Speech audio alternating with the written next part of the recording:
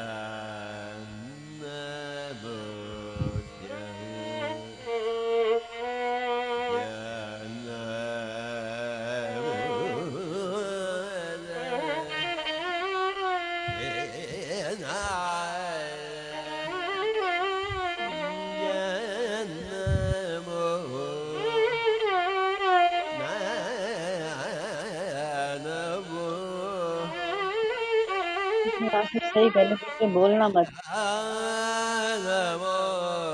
बोलना मत।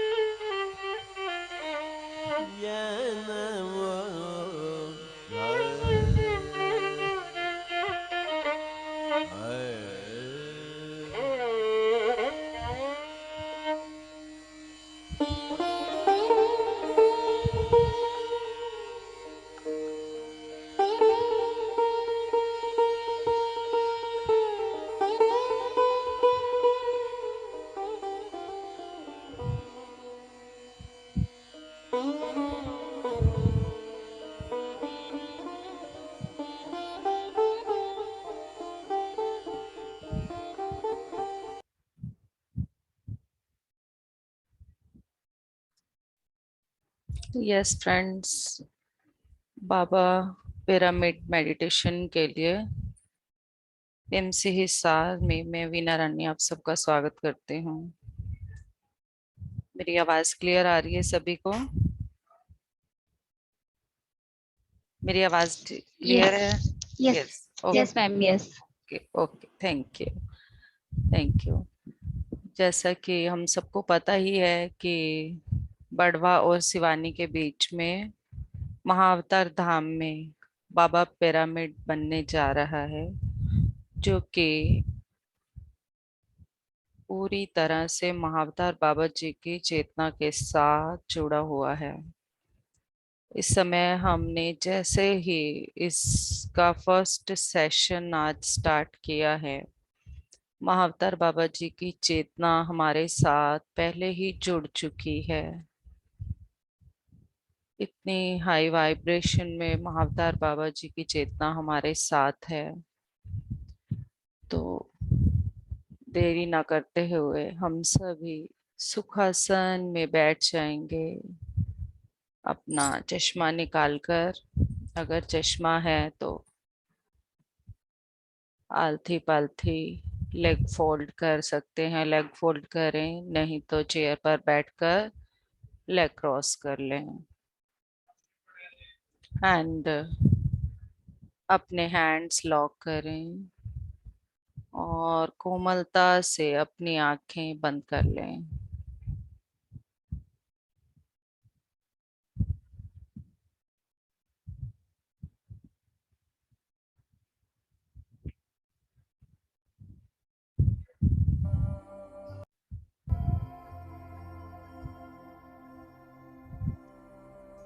पितामह ब्रह्म ऋषि पत्री जी की चेतना,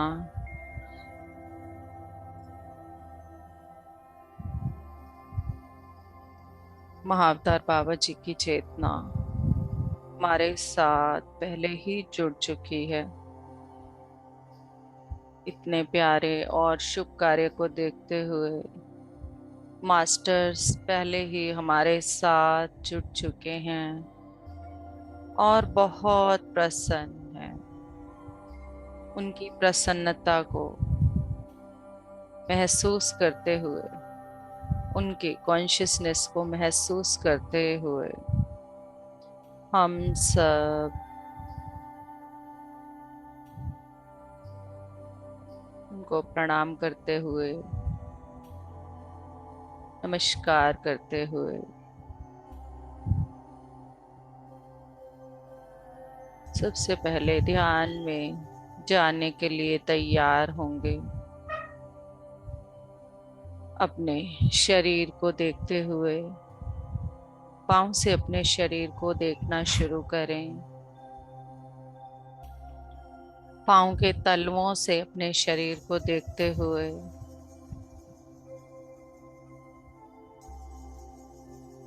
अपने फिंगर्स और एड़ी को देखें।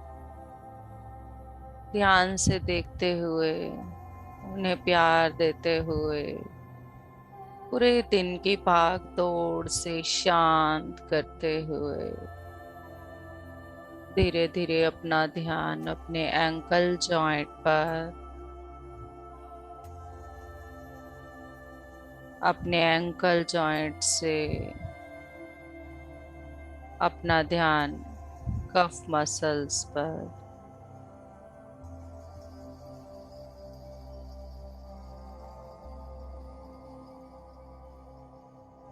धीरे धीरे नी जॉइंट पर,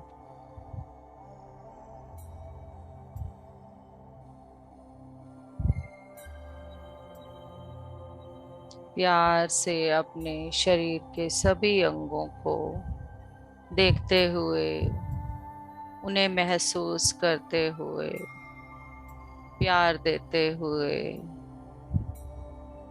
धन्यवाद करते हुए बिल्कुल शांत करते जाएं। पूरा दिन हमारे साथ किस तरह से ये हमारे शरीर के प्रत्येक अंग हमारा साथ देते रहते हैं,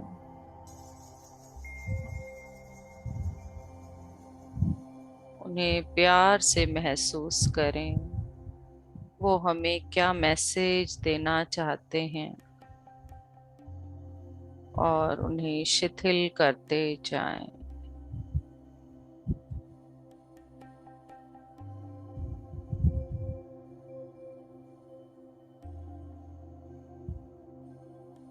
अब अपने थाई मसल्स, हिप मसल्स पर अपना ध्यान और अपने लोअर बॉडी पार्ट को पूरा शांत कर दें। धन्यवाद दें।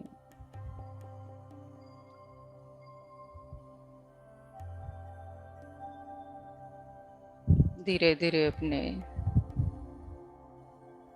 जेनेटिकल ऑर्गन्स, पैनक्रियास, यूट्रस, सभी अंगों को शांत करते हुए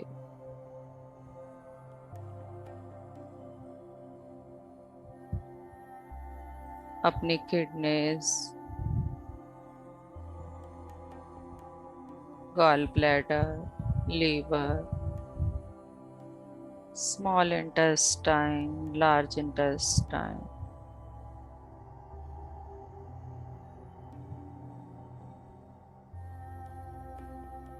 स्प्लेन, पूरा डाइजेस्टिव सिस्टम, सभी ब्लड वेसल्स, श्वास वेसल्स, सभी बिल्कुल शांत।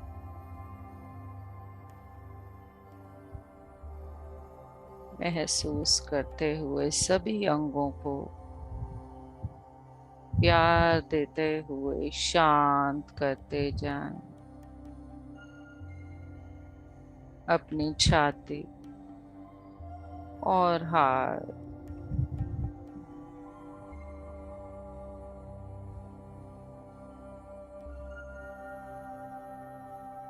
अपने हाथों के उंगलियों पर अपना ध्यान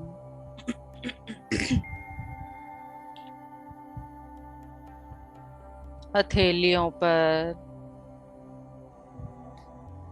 कलाई पर, कोहनी पर और कंधों पर शांत हो जाने दें।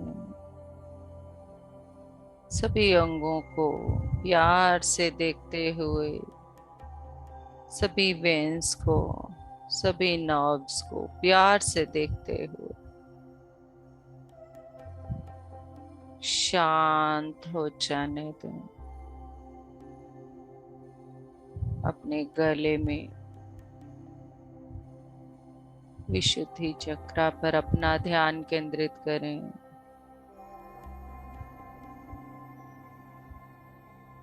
और धीरे धीरे अब बैक पर, स्पाइन पर अपना ध्यान लेकर जाएं। लोअर स्पाइन से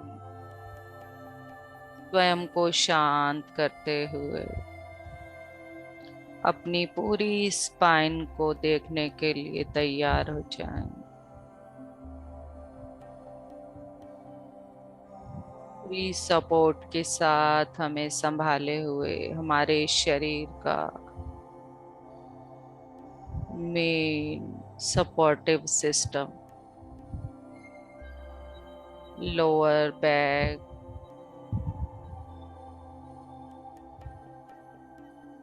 महसूस करते हुए थोड़ा थोड़ा अपने ध्यान को ऊपर ले जाते हुए मिडल बैक,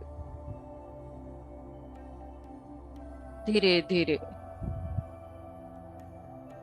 मिडल बैक से ऊपर उठते हुए हायर बैक पर अपना ध्यान लेकर जाएं। आप बिल्कुल शांत होते जा रहे हैं। आपके कंधे बिल्कुल शांत शांत। प्यार से अपने कंधों को देखें। अब अपनी गर्दन से ऊपर आते हुए अपनी ठोड़ी, चिन, पूरे जा मसल्स को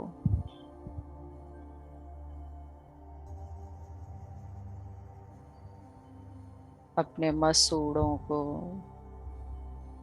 दांतों को, जीवा को, होठों को प्यार से देखते हुए अपनी गालों को, दोनों कान,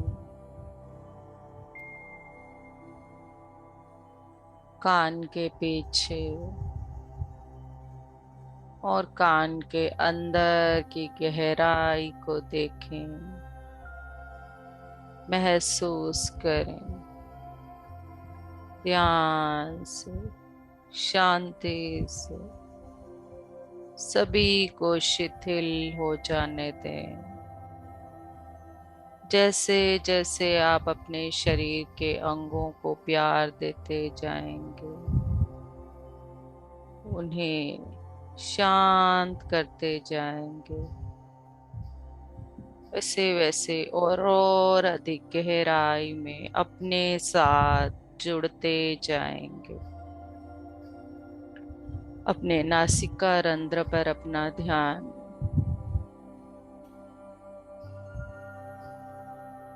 अपने आती व जाती सांस को महसूस करें।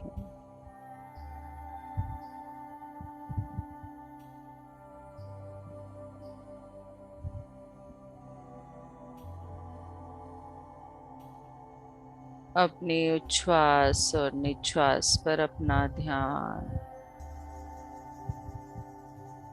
अपनी आंखों पर, आंखों की गहराई में। चर्म चक्षुओं का पूरे दिन का खेल अभी बंद हो चुका है। दिव्य चक्षुओं के साथ समय बिताने का समय, इतना अलौकिक समय जो सिर्फ हमारे लिए है।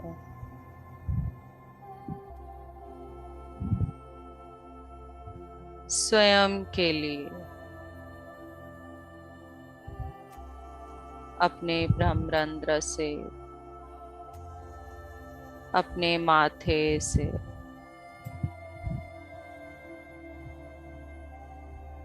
होती हुई वाइब्रेशन को महसूस करें। अपने ब्रह्मरंध्र से आती हुई विश्व शक्ति को महसूस करें। झरने की तरह बहती हुई यह विश्व शक्ति एकदम सिल्वर ट्रांसपेरेंट कलर में, पानी की तरह, झरने की तरह ये विश्व शक्ति हमारे ब्रह्मरंध्र से हमारे अंदर प्रवेश हो रही है।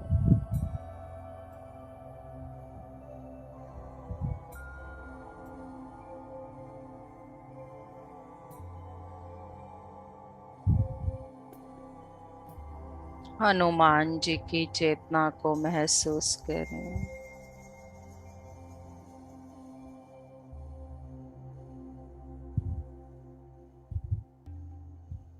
बाबा की चेतना को महसूस करते हुए, जैसा कि हम सबको ज्ञात हो चुका है, हम बाबा पिरामिड के लिए सब एकत्रित हुए हैं एक ही ग्रुप में। हरियाणा की चेतना को इकट्ठा करने का इतना अद्भुत अवसर बाबा ने हमें दिया है। बाबा महाअवतार धाम में पूर्ण रूप से उनकी चेतना को वहां महसूस करते हुए, जो पिरामिड महाअवतार धाम में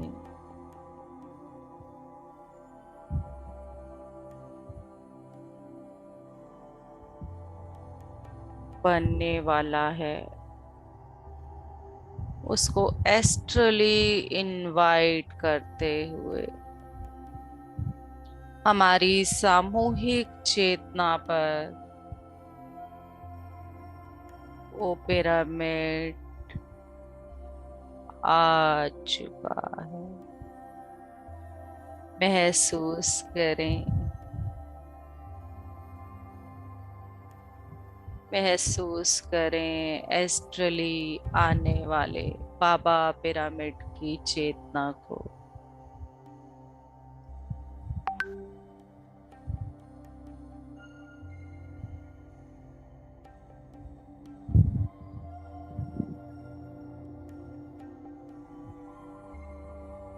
बाबा पिरामिड की चेतना के साथ जुड़ जाएं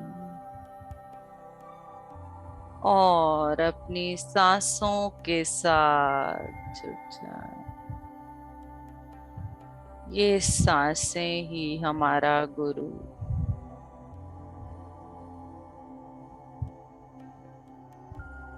पवन पुत्र बनने के लिए तैयार हो जाएं।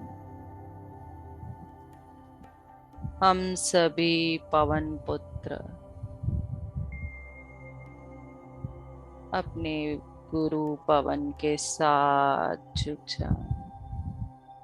अपनी आती व जाती सांस को महसूस करें। प्यार से और अधिक गहराई में जाने के लिए और पिरामिड की चेतना को, पिरामिड की एनर्जी को महसूस करने के लिए हमारी सामूहिक चेतना में हम सभी हाथ में हाथ डालकर पिरामिड के अंदर बैठकर ध्यान कर रहे हैं और अंदर एक और घेरा बना है जिसमें पितामह पत्री जी, अवतार बाबा जी, बाबा हनुमान, जो कि महाअवतार धाम के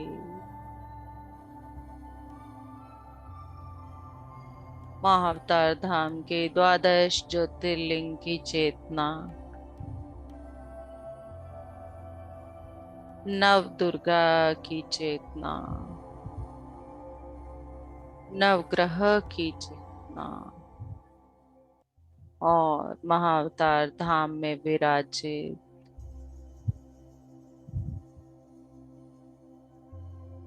सभी देव देवियों की चेतना हमारे साथ जुड़ चुकी है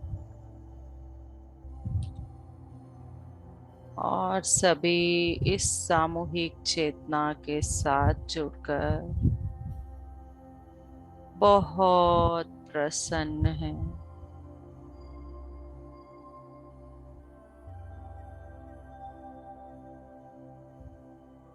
अपनी सांसों के साथ जुड़ना, अपने साथ जुड़ना, अपने बारे में जानना, यही हमारा मुख्य उद्देश्य होना चाहिए।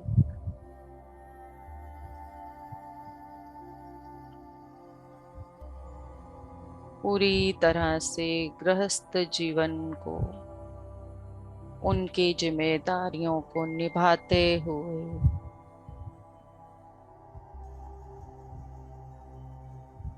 हमें स्वयं को भी उतना ही समय देना है, स्वयं के साथ भी समय बिताने के लिए तैयार रहना है।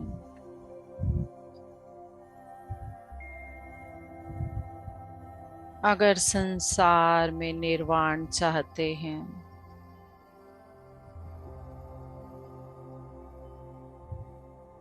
तो हमें यह सब, उन सब जिम्मेदारियों को निभाते हुए ही करना होगा। और मास्टर्स हमेशा हमारे साथ हमारी ताकत बनकर चलते हैं। उससे पहले हमें अपने ताकत को खुद बनना होता है। अपनी ताकत खुद बनने के लिए अपने साथ जुड़ना पड़ता है और अपने साथ जुड़ने के लिए अपनी सांसों पर ध्यान देना, अपनी आती व जाती सांसों पर ध्यान दें।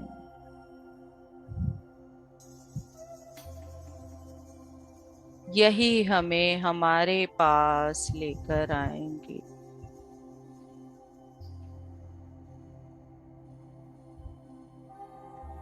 हम एक शरीर नहीं हैं, यही महसूस करते हुए इसी भाव के साथ पूरा दिन स्वयं को महसूस कराते हुए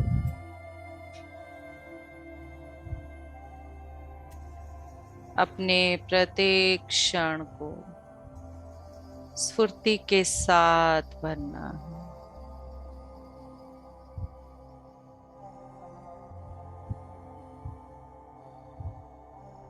स्फूर्ति के साथ भरने के लिए ही हमें अपनी सांसों के साथ जुड़ना है। प्रत्येक सांस हमें और अधिक स्फूर्ति के पास लेकर जाएगी।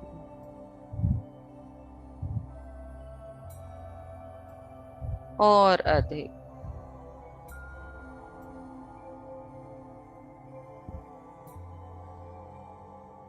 अब महाअवतार बाबा जी हम सब से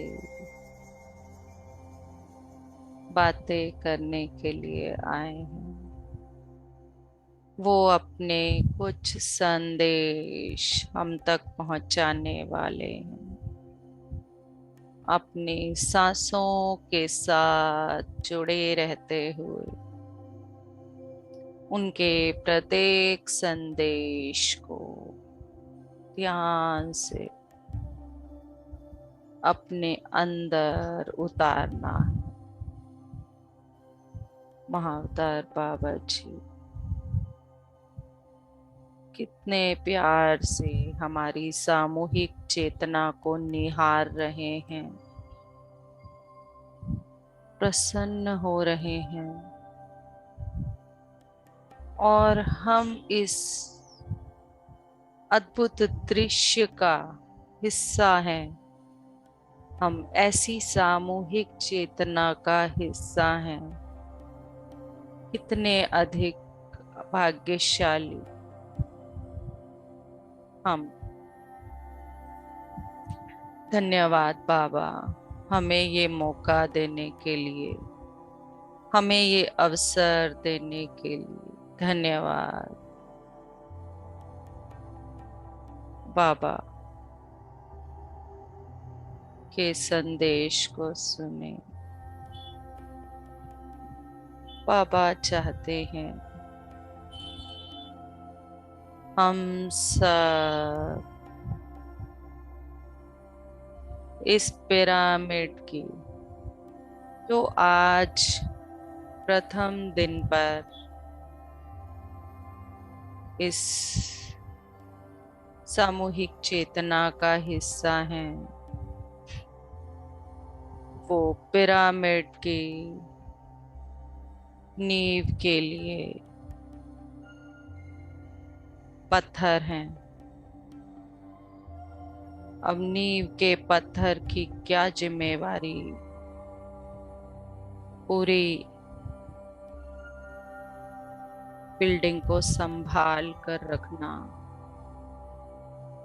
अब जितने भी सदस्य हम इस समय इस सामूहिक चेतना का हिस्सा हैं, सभी अपने आप को एक एक नींव का पत्थर समझें। हर एक व्यक्ति अपने आप में उतना ही महत्वपूर्ण, किसी भी एक ईंट से कुछ भी बनाना संभव नहीं है। जिस तरह बूंद बूंद से सागर भरता, ठीक उसी तरह ये प्रत्येक नींव का पत्थर इस बाबा पिरामिड के लिए नींव की मजबूती का कारण बनेगा। सभी को एक महत्वपूर्ण जिम्मेदारी देते हुए बाबा ने हमें इस पिरामिड की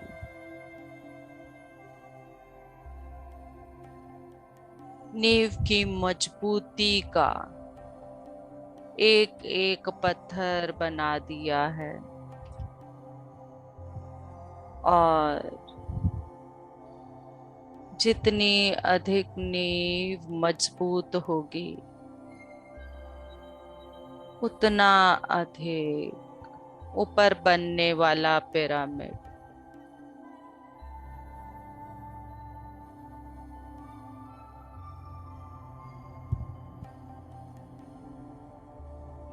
अब अपने आप की मजबूती को महसूस करें। अपनी अपनी ताकत को महसूस करें। हमारे अंदर भर रही पावर्स को महसूस करें।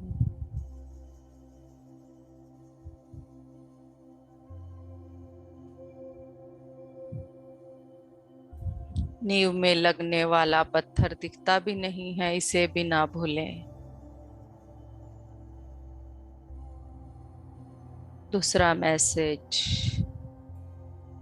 यही है बाबा का।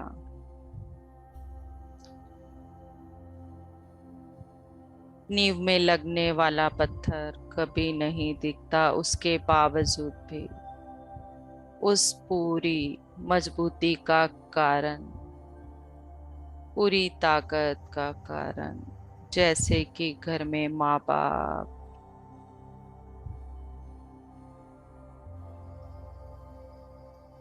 अपने बच्चों को, परिवार को बिना कोई परवाह किए, बिना कोई दिखावा किए संभालते हैं,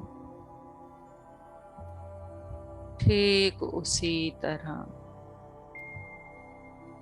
वो नींव के पत्थर हैं सभी जो भी आज की इस प्रथम वर्चुअल एस्ट्रल पिरामिड बाबा मेडिटेशन के हिस्सा हैं, आज के ध्यान का हिस्सा हैं।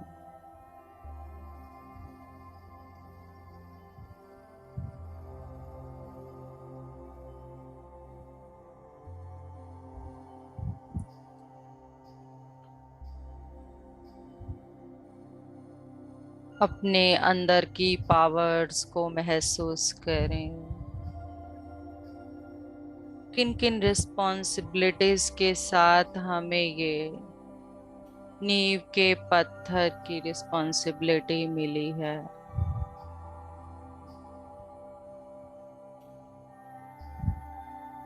खुद को किसी भी तरह से दिखने की कामना ना करते हुए हमें अपना कार्य करते रहना है, बिना किसी एक्सपेक्टेशन के एंड बिना किसी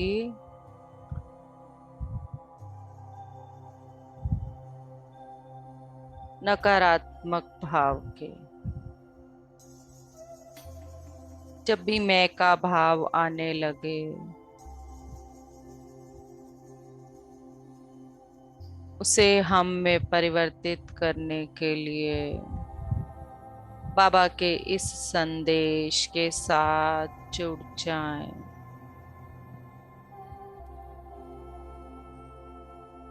हम सब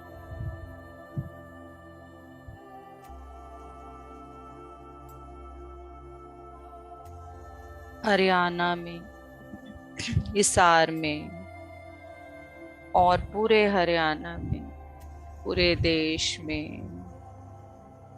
इस चेतना को फैलाने का इस ज्योत को फैलाने का हिस्सा बनने वाले हैं।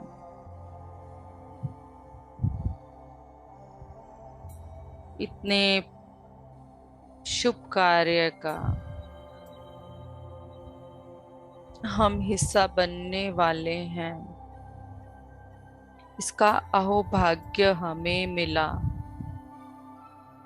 उसके लिए बाबा का बहुत बहुत धन्यवाद।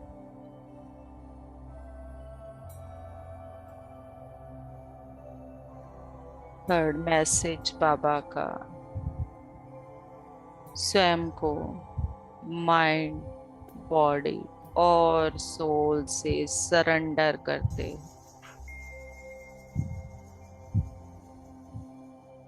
स्वयं को माइंड, बॉडी एंड सोल से सरेंडर करते हुए इस कार्य में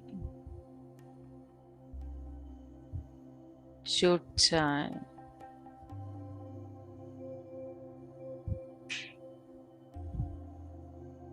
ये इतना शुभ कार्य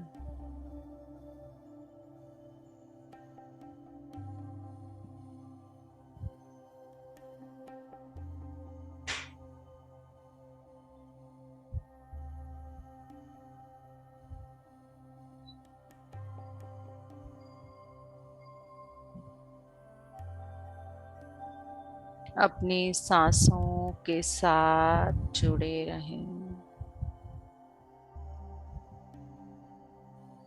अपनी सांसों के साथ जुड़े रहें। बाबा की चेतना के साथ जुड़े रहें।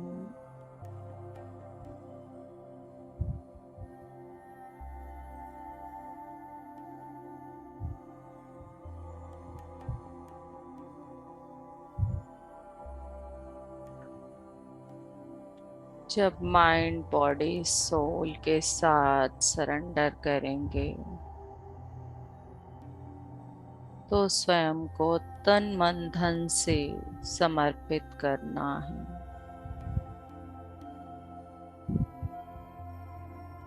इस कार्य में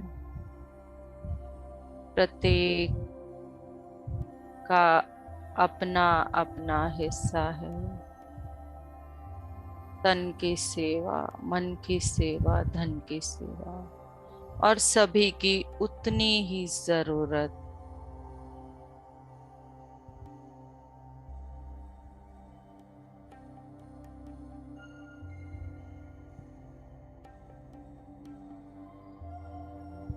और इन सभी कार्यों में हनुमान जी का साथ हमारे साथ यूं ही बना रहेगा। वो अपना विश्वास और भक्ति निस्वार्थ भाव से अनकंडीशनली हम पर यूं ही बरसाते रहेंगे।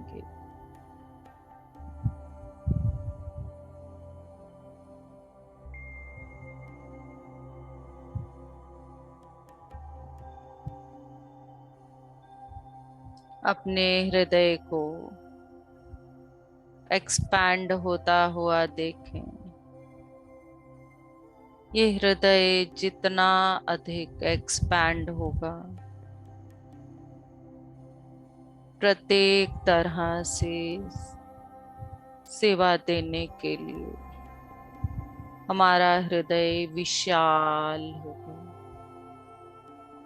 से विशाल हो जाने दें और विशाल हो जाने दें।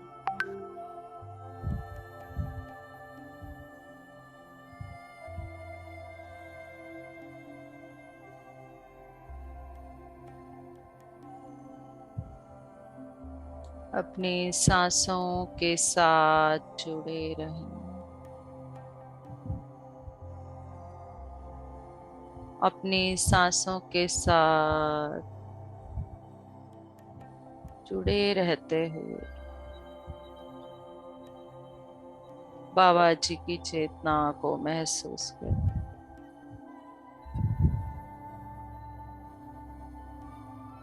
जैसे जैसे हम पिरामिड के इन कार्यों के लिए आगे आते रहेंगे, वैसे वैसे हम अपने देवत्व के, अपनी भगवता के, अपने और नजदीक,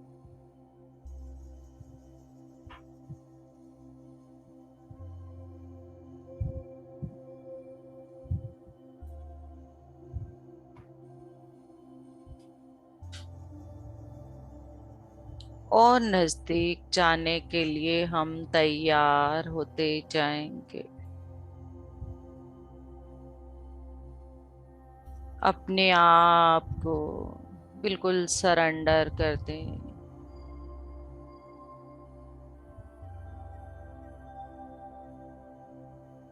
और अपने प्रत्येक विचार को अपनी विश्व शक्ति से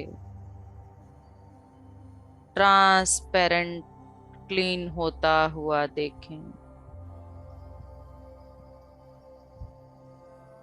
प्रत्येक चीज में ट्रांसपेरेंसी की जैसी जरूरत होती है, वही ट्रांसपेरेंसी हमारे अंदर,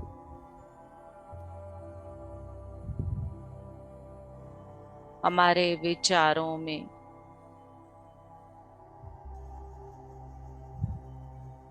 एक दूसरे का हाथ जिसे हमने आज पकड़ा हुआ है, ठीक उसी तरह से सब एक दूसरे के साथ जुड़े रहते हुए, एक दूसरे को संभालते हुए, एक दूसरे का साथ देते हुए, हर पल तत्पर रहते हुए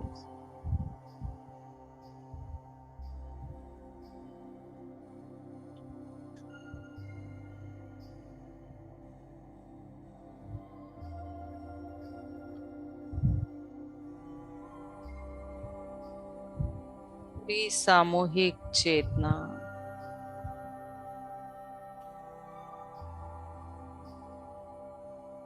नींव के पत्थर की तरह, प्रत्येक ईंट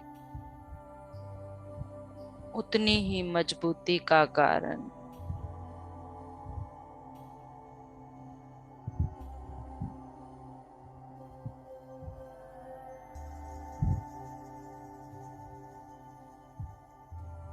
अपने पूरे शरीर के कण कण को ट्रांसपेरेंट, क्लीन होता हुआ देखें।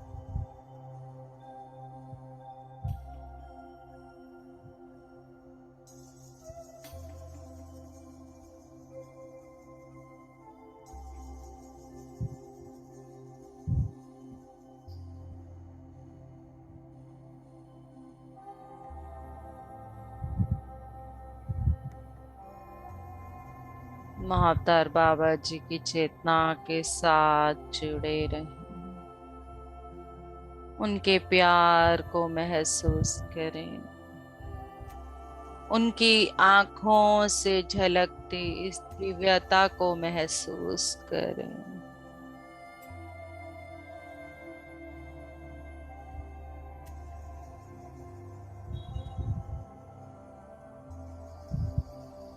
बाबा हम सबको अपने रूप में देख रहे हैं।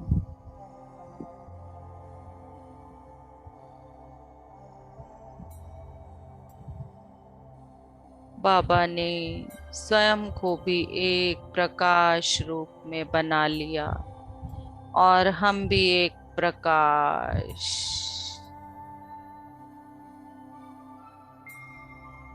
और सभी बाबा की चेतना में मिलकर एक बहुत बड़ा प्रकाश का गोला बन चुके हैं।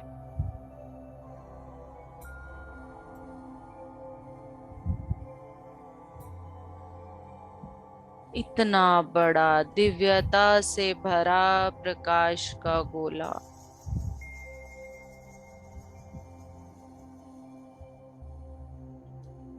पूरे हिसार से शुरू करते हुए इस प्रकाश को फैलाना, पूरे हरियाणा के कण कण में, जन जन में इस ध्यान को फैलाना, बच्चे बच्चे में, बड़े बूढ़े में, प्रत्येक जवान में इस ध्यान को फैलाना। धीरे धीरे पूरे देश में, पूरे संसार में ये प्रकाश फैल रहा है, फैल रहा है।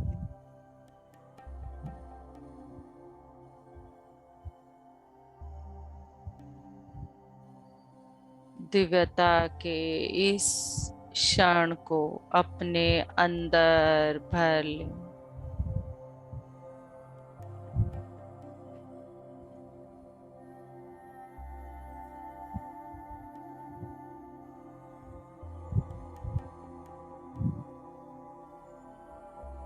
दिव्यता के इस क्षण के साथ पूरी जिम्मेवारी को, हर बात को, हर मैसेज को लेते हुए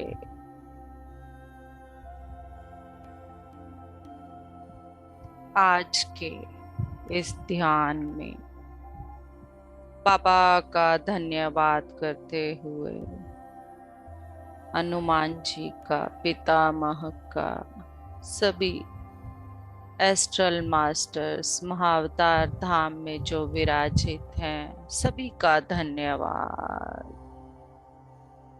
और इस सामूहिक चेतना का जो जो भी आज हिस्सा बने, नींव का पत्थर बने, उन सब का बहुत बहुत धन्यवाद। क्योंकि नींव का पत्थर बनना सबसे मुश्किल कार्य है, जहां कोई ईंट दिखती भी नहीं है, फिर भी वो एक मुख्य कार्य को संभाले हुए रहती, और किसी तरह से ऐसी कोई कामना या इच्छा अपने अंदर ना लेते हुए खुशी खुशी इस कार्य को करने के लिए तैयार।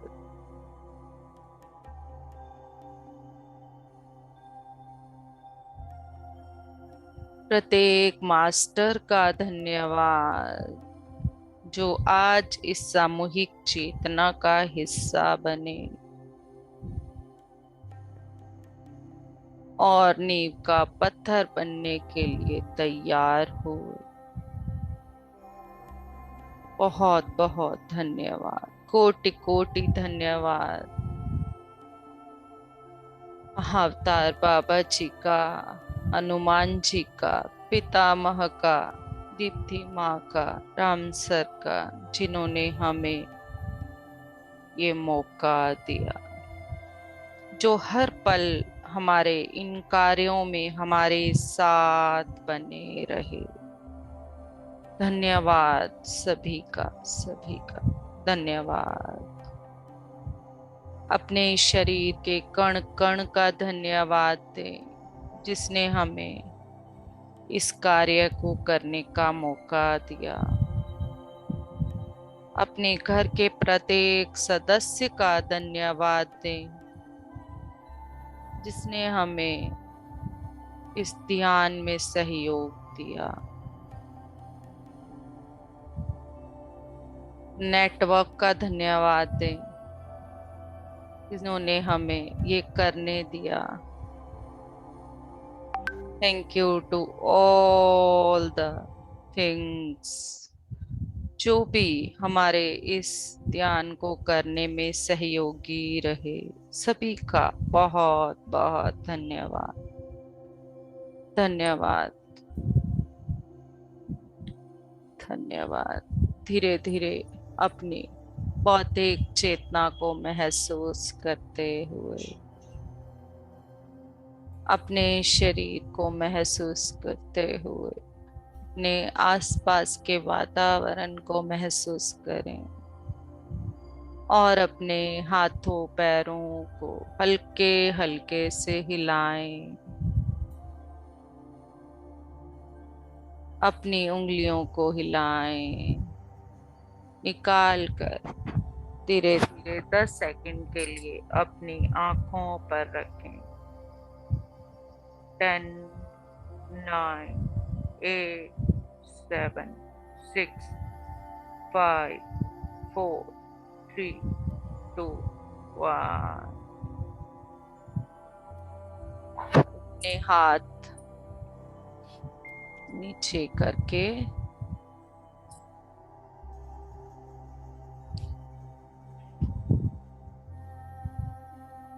अपनी आंखें खोल लें।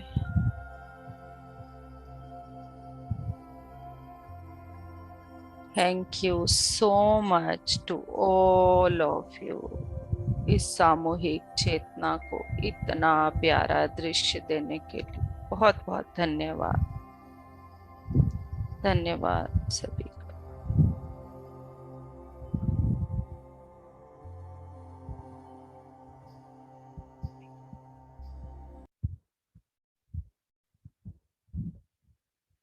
धीरे धीरे सभी ध्यान से बाहर आएं और अपने वीडियोस को ऑन करें। चंद्रकला मैम, सबसे पहले आप आए आज। Yes ma'am. आत्मवंदन। आत्मवंदन मैम,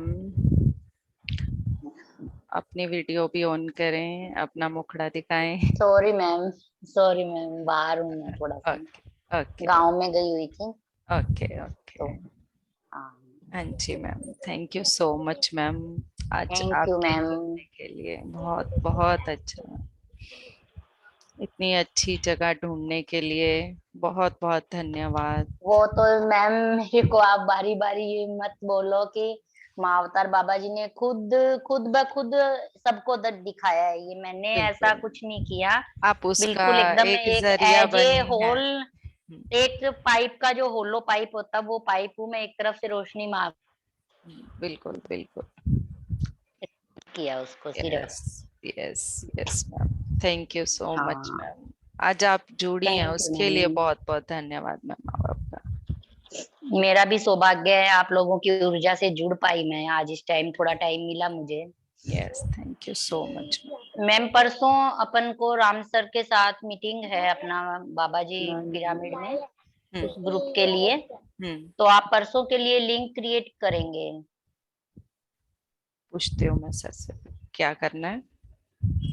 हाँ, सर ने तो आज के लिए कहा था, तो आज भी जैसे श्यामा मैम फ्री नहीं थे कल, हमारा जैसे रेकी ग्रुप में कोई जैसे सिंबल वगैरह का दीदी का प्रोग्राम है, तो हम्म। हम परसों करेंगे फिर सर के साथ 11 बजे। परसों दोपहर को? हाँ, सुबह 11 बजे। परसों सुबह 11 बजे? हाँ। इन केस अगर मैं 11 बजे अवेलेबल ना हुई तो? वीना दीदी, हाँ जी। जो ऑफिस वर्किंग है थोड़ा सा कोशिश करो मीटिंग टाइम दोपहर बाद का हो सके तो। कोई नहीं। तो आप राम सर हम से लोग पूछ लीजिएगा। हाँ, मैं बात करूंगी एक बार। ठीक है, हाँ हाँ, मैं फिर पूछ ग्रुप में के डाल फिर देना फिर ग्रुप में मैसेज। बाबा पिरामिड में भी डाल देंगे, पीएमसी में भी डाल देंगे, कोई हाँ प्रॉब्लम। हाँ। यस, जैसे भी होगा एक बार ओके डिस्कस करके मैम। फाइनल कर लेंगे क्या कहा है। Okay ma'am. Okay. Thank you ma'am. Thank you, love you. Love you ma'am. Yes, Alka भाभी।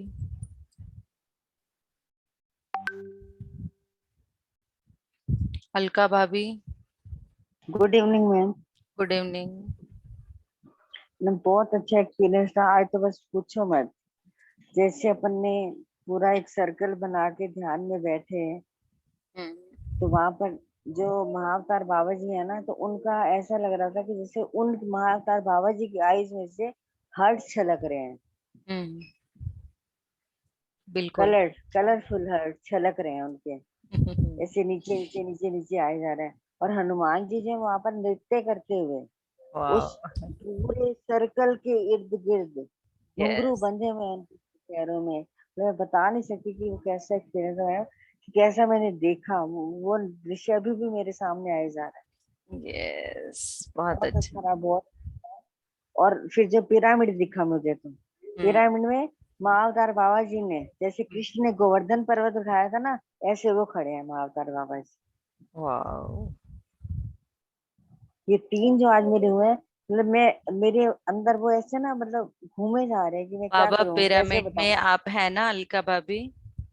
हाँ जी। तो आप ये तीनों एक्सपीरियंस अपने लिख कर शेयर करें प्लीज।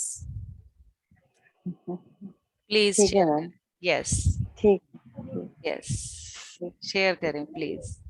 ठीक है। वहाँ ओनली एडमिन मैसेज कर सकते हैं दीदी? कोई बात नहीं, मैं कर दूंगी उस चीज को। अभी 15-20 मिनट के लिए खोल दिया जाएगा, कोई एक्सपीरियंस शेयरिंग के लिए खोला जाएगा। ठीक है।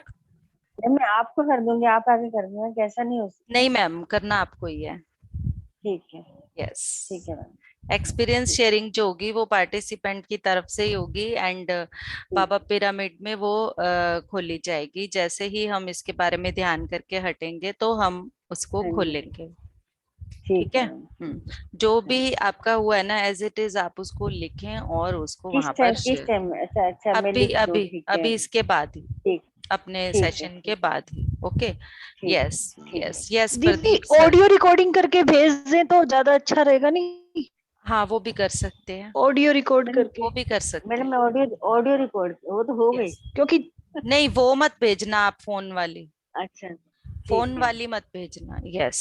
ठीक है। ठीक क्योंकि है। आपने ठीक पहले है। भी वो भेजी थी, मैंने एज इट इज शेयर कर दी, बट फोन वाली में कुछ चीजें ऐसी होती हैं जो नहीं भेजी जाती। तो आप उसको ठीक है। ऑडियो में ऐसे ही भेजे कि आज के ध्यान में मुझे ये अनुभव हुआ, एंड वो मुझे जैसे अब ठीक आप है। एक्सप्रेस कर रहे थे वैसे ही हाँ जी, हाँ एक्सप्रेस जी। करना है वहां पे आपको। ठीक है। ठीक ठीक है। है ना? हाँ थैंक हाँ। Thank yes, Pradeep thank sir. Pradeep सही सर। मास्टर बात मंडल आत्मवंदन सर। थैंक यू सर जुड़ने के लिए। नहीं फिर मैं क्या मास्टर बहुत पिरामिड दिखाई दे रहे थे मुझे पूरे उसमें हाँ जी। मेडिसिन में। और मास्टर बहुत ही ना आज बहुत ही शीतलता थी ध्यान में, मतलब बिल्कुल बिल्कुल बैलेंस ऊर्जा थी। बिल्कुल। इतनी बैलेंस। मतलब बिल्कुल इतनी मतलब शांति थी ना, हम्म। जैसे एसी में बैठ जाते हैं ना गर्मी के बाद ना, मुझे बहुत हाँ, शांति थी आज मेरे डिटो। बिल्कुल सही कह रहे हो सर।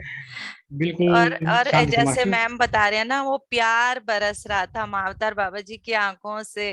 वो शीतलता और प्यार बरस रहा था, इसी वजह से वो ये ऊर्जा बनी हुई थी। तो जब से बताऊं, एक वो होती है ना, ये ये लव सर। वाली नहीं मास्टर, लव वाली यस। नहीं मास्टर, ये पान का पत्ता होता है ना, इस तरीके की या। Shape yes. बाबा जी बना रहे थे। अच्छा। ये ये ये देखिए। क्रिया लोग बनाते हैं ना इस तरीके की, ये हाँ हाँ। मास्टर अच्छा। वो मास्टर ऐसे ही थे। क्या बताओ कुछ करने नहीं आती। और मेरे को एक मैसेज भी दिया उन्होंने अलग से, हाँ जी। मेरे को बोले तुम क्रिया योग सीखो। अच्छा। ठीक है। और मास्टर वहां पर ना आपने इनवाइट किया था, बाबा जी थे, पत्री सर थे, और दीप्ति माँ थी, और मास्टर आप भी बैठे थे दीप्ति माँ के साइड में, सर लेफ्ट साइड में। एक्चुअली आज जैसे ही 6 बजे मैं यहाँ बैठी हूँ ना, तो महाअवतार बाबा जी जुड़ चुके थे मेरे बैठने से पहले ही। आई वो तो फील द मतलब सबसे पहले एनर्जी। आते हैं। Yes sir, I feel the energy. मुझे पता चल रहा था कि अरे मैं बैठी भी नहीं हूँ अभी, और जो मेरे यहाँ से बरसना शुरू हुआ। मास्टर आज ना बिल्कुल आज अलग सी है ना, शांति थी आज मेडिटेशन में। और हाँ, वो मेरे को इतने अच्छे लग रहे हैं ना, अभी मेरे चेहरे पे भी दिखाई दे रही होगी, अलग सी शांति थी, अलग सी। बिल्कुल सर, बिल्कुल। मास्टर पूरे पूरे उसमें ना डिफरेंट डिफरेंट शेप के ना, डिफरेंट डिफरेंट कलर के पिरामिड आते रहे आज पूरे। मेरे को पहली बार हुआ है कोई पिरामिड आया मेरे मेडिटेशन करते हुए। अच्छा। और मास्टर ये फिर ना मेरे को बाबा जी बिल्कुल क्रिस्टल में दिखाई दी, क्रिस्टल में ना डिफरेंट डिफरेंट कलर होते हैं ना, जैसे हम्म वो क्या चंद्रकला मैम ने जो फोटो लगा रखी ना, हम्म हम्म हम्म हम्म हम्म। अभी मैं देखी उसी तरीके के बाबा जी दिखाई देते बिल्कुल, व्हाइट बॉडी में, और क्रिस्टल क्रिस्टल होते हैं ना, क्रिस्टल टाइप में दिखाई देते क्रिस्टल बिल्कुल बाहर ऐसे। निकल रहे हैं, हाँ क्रिस्टल बाहर हाँ, निकल। लास्ट में बिल्कुल नहीं मास्टर क्रिस्टल थे पूरे वे, हम्म हम्म हम्म वो पूरे क्रिस्टल थे मास्टर।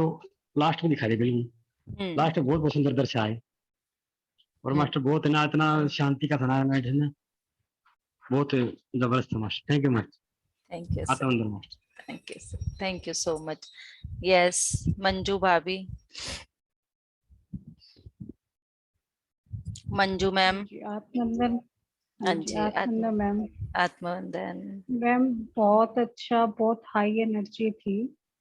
स्टार्टिंग में मेरे भी ये जगह और यहाँ तक बहुत हैवीपन था उसमें, और मुझे तो अंदर से ही वाइब्रेशन हो रही थी, कंपन हो रही थी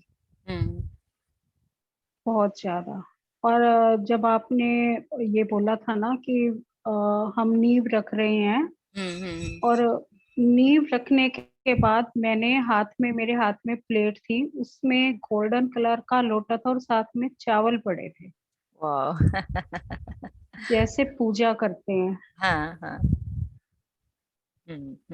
और मैंने तो देखा भी नहीं कि क्या टाइमिंग्स हैं। जब आपने मेडिटेशन जब ओवर किया है तो देखा कि मतलब 45 अब अभी था शायद टाइम ऐसे, हाँ जी, मतलब 7-10 थे, मतलब इतने हाँ 50 जी, मिनट हो चुके थे।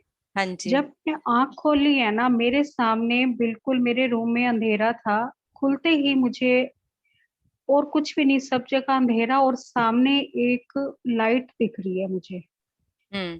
आंख खोलने के बावजूद दिखे जा रही है, दिखे जा रही है। तो मैंने पलक झपकी है कि शायद काफी देर से मेरी आईज बंद है कि मुझे वही हाँ। लाइटिंग आ रही है, लेकिन नहीं, कुछ भी नहीं। मैं उठ के उसके पास गई हूँ तो भी वो लाइट थी। और मैंने कर्टेन हटा के देखा, पीछे बिल्कुल अंधेरा है, कुछ भी नहीं है, लेकिन उस जगह पे कर्टेन के बीच में लाइट है एक। लाइट है, वो हाँ प्रकाश के जी, रूप में ही हमारे साथ रही हैं बाद में। हाँ जी। फिर मैंने लाइट ऑन करी है, तब वो चीज नहीं मुझे दिखाई दी, लेकिन उससे पहले तो वो लाइट ही लाइट थी। कुछ भी नहीं, चारों तरफ मैंने बंद कर रखा था, बिल्कुल अंधेरे में बैठी थी मैं। यस, अपने एक्सपीरियंस को लिखकर बाबा पिरामिड में शेयर करना है। आज जरूर करेंगे ठीक है, प्लीज। यस। हाँ ओके जी। Ma'am, yes, thank you. Madhu ma'am, thank you ma'am, thank you so much. Madhu ma'am.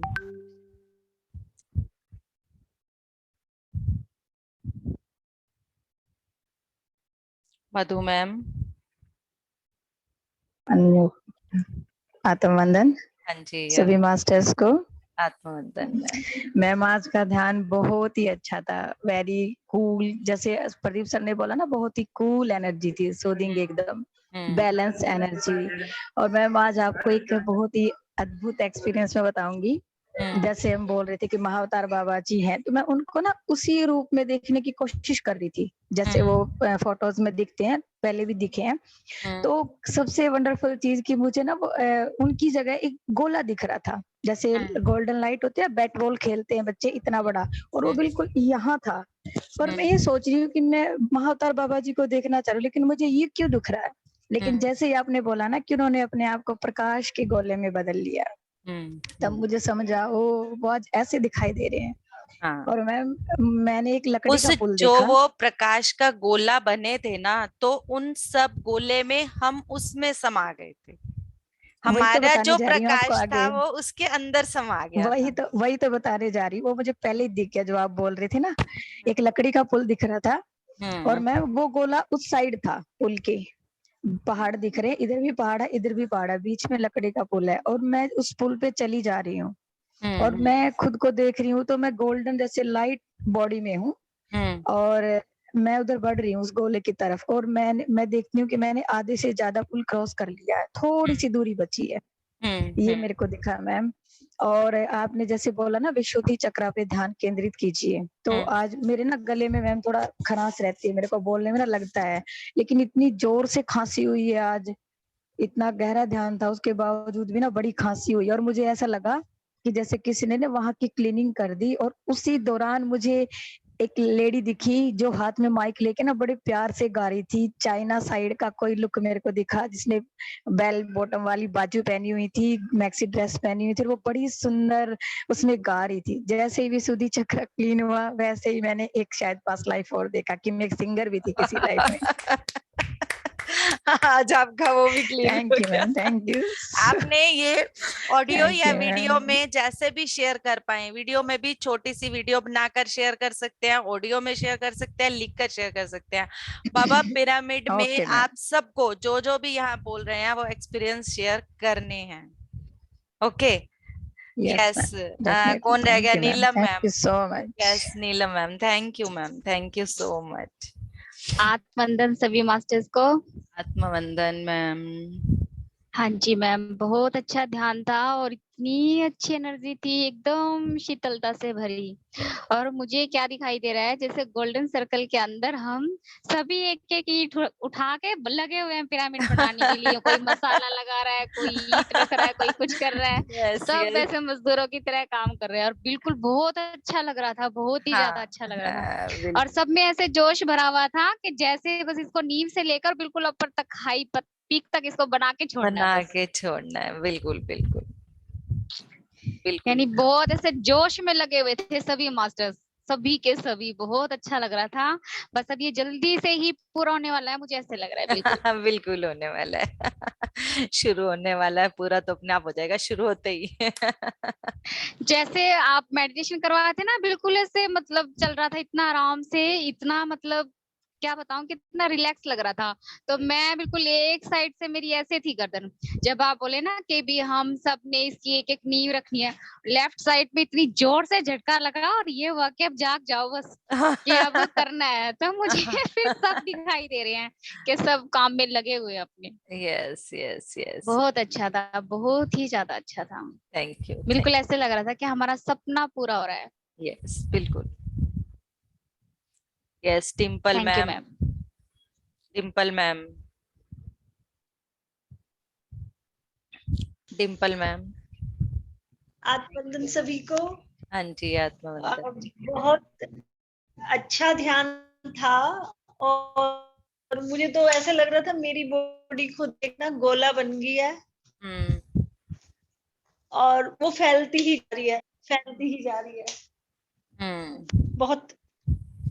और आज तो मैं तो शाम से ही मतलब ना मेरे हेड पे और आज्ञा चक्र पे, मैं स्कूल से आने के बाद थक गई थी तो मैंने सोचा थोड़ी देर सो जाती हूँ। सफाई वाली आई है, वो काम करती रही है, मैं लेटे लेटे ही ध्यान में हूँ। पूरा टाइम पिछले 2-2.5 घंटे में ध्यान में ही थी।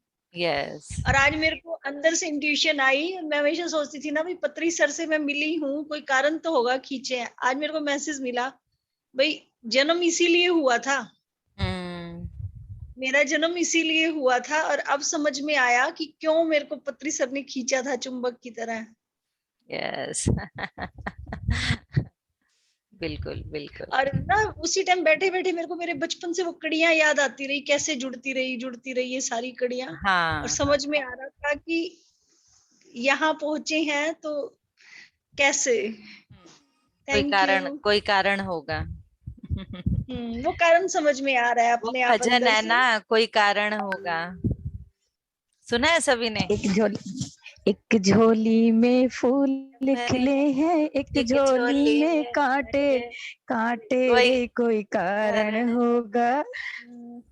एक Yes, ma'am. झोली में फूल भरे हैं, एक झोली में कांटे, कोई कारण होगा, कोई कारण होगा। तो हर एक चीज का कोई ना कोई कारण है। यस सुषमा जी, वैसे तो आपने लेट ज्वाइन किया है आई नो, बट आप कुछ बोलना चाहती हैं? सुषमा शर्मा।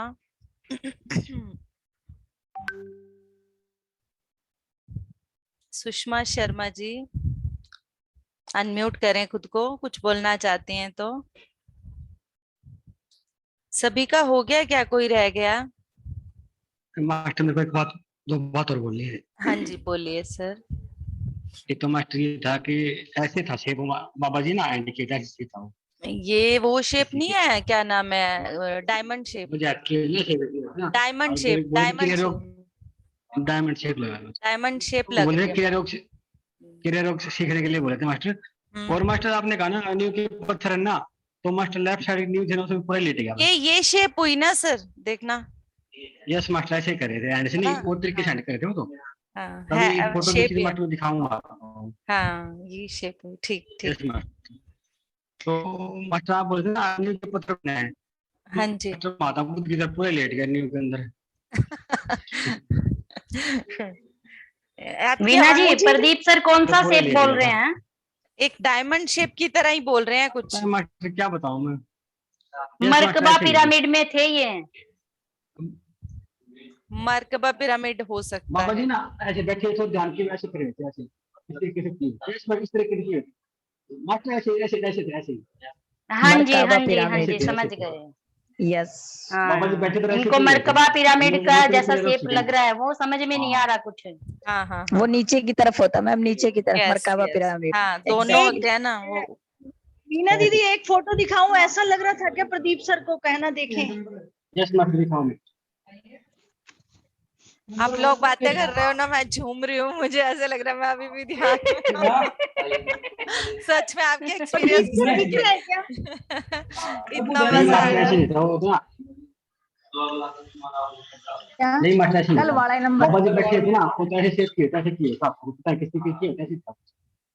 मैं मरकाबा भेजती हूँ पिरामिड आपको सही फोटो। बता रही हैं चंद्रकला मैम, मरकाबा पिरामिड की यस, बात वो हो रही मरकाबा पिरामिड ही है है। सर। Yes yes, exactly. आने वाला है अपने मेडिटेशन सेंटर के लिए, मेरे को लगता है सर उसके बाद आएंगे आने वाला है, ऑर्डर हो मेरे चुका को है। मास्टर ना इतना बहुत अच्छा लगा हमारे नहीं पिरामिड की पे वो है बात ना, है। रूफ में मर्कबा पिरामिड ही लगेगा। वाओ तभी दिख रहा होगा इनको हाँ, मेरे को भी अभी लग रहा है कि हाँ वही आने वाला है। हाँ तभी दिख रहा होगा इनको yes, thank you all of you. Yes Manju ma'am, Sitayan start करें। अगर कोई कुछ बोलना चाहता है तो बता दे, नहीं तो सीतायन स्टार्ट करते हैं। वीना मैम मैंने ना आपके व्हाट्सएप नंबर पे वो ना क्या सेंड कर दिया है, क्योंकि फिर मैं भूल जाती हूँ। ओके ओके, पर आप वहां भेज देना, 4 बजे। मेरे पास भेजने की बजाय। एक बार आप रीड कर लेना, मुझे नहीं पता लगा क्या लिख रही हूँ, कोई बस बात लिखती नहीं, गई मैं। कोई बात नहीं, कोई बात नहीं। और सबको करना है, जिसने भी आया सुनाया आज एक्सपीरियंस, समझे सबको शेयर करना है। 1 मिनट जी। यस, हाँ जी मंजू मैम, हाँ जी शुरू करो। हाँ जी। हाँ जी, बोलो सीता माता की जय, श्री रामचंद्र भगवान की जय, पवन सुत हनुमान की जय। आज का अध्याय है सोमा का प्रस्थान। कई घंटों व लंबे व लगातार सफर के पश्चात माँ और मैं विश्राम वाला और नंबर जल आपको पाने याद के नहीं लिए है? रुक गए। मैं बताती हूँ। मैम सबको अनम्यूट लिखो। करने के लिए, मैम म्यूट एक बार करने के म्यूट लिए कर बोल। लो मधु मैम, क्योंकि मैं करूंगी तो ओके। मंजू मैम भी हो जाएंगे यस, हाँ मैं जी। मैं रथ से उतरकर पास के एक पेड़ के पास जाकर उसके तले बैठ गई। यात्रा आरंभ होने से अब तक मुश्किल से हमारी कोई बातचीत हुई थी। माँ भी मेरे पास आकर बैठ गई और फल आदि खाने के लिए देने लगी, किंतु मैंने मना कर दिया कि मुझे भूख नहीं है। जैसे कि हम आश्रम से दूर आए थे, किंतु मेरा मन अप्रवाहित हो गया और मेरी पुरानी याददाश्त वापस आ गई। जब मैं बाल्यावस्था में श्री राम के सम्मुख खड़ी थी, मेरा उनके चेहरों को अपलक देखना, उनकी प्यारी मुस्कान और करुणामयी आंखें, उनका मेरी ओर स्नेह से देखना, सभी कुछ मुझे स्मरण हो रहा था। दैवीय स्थिरता के लिए उनके काले गहरे नेत्र जो बचपन में मेरे साथ थे, फिर चाहे वह काली रात का डर हो या जीवन की कोई भी कठिन घड़ी। मैंने और कुछ भी स्मरण करना चाहा, किंतु ना कर पाई। बस जो मुझे याद आया वह उनकी निगाहें और मुस्कुराहट थी। सोमा से मिलने के बाद मैंने उसकी कहानियां सुनने के बाद अचानक यह स्मृतियां व्यक्तिगत रूप से उभर आई थी। मैंने श्री राम को देखा था। उन्होंने अपने हाथों से मेरा नन्हा सा चेहरा थामा था और मेरी आंखों में झांका। उन्होंने मुझसे बात भी की थी।